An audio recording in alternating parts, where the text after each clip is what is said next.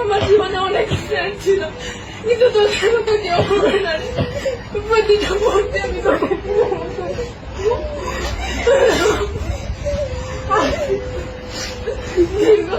12 বছর পড়াশোনা জীবনে অনেক স্যারের সাথে পরিচয় হয়েছে, অনেক বন্ধু বান্ধবের সাথে পরিচয় হয়েছে, কিন্তু স্বামী স্যারের মতো কেউ হয়ে উঠতে পারিনি আজ পর্যন্ত।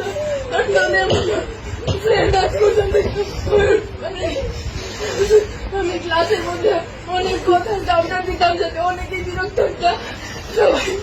সবাই আমাকে ক্ষমা করে দিও। আমার স্যার, আমি সবসময় আপনার থেকে সকল ধরনের সাপোর্ট পাই আসছি। কোনো সময় আপনাকে শুধু স্যারের চোখে না, আপনাকে আমার বড় ভাইয়ের চোখে, একজন আদর্শ গাইডলাইনের চোখে দেখে আসছি। স্যার, ভবিষ্যতে আমি চাই আপনার কাছে আদর্শ একজন শিক্ষার্থী হয়ে ফুটে উঠতে চাই। আমি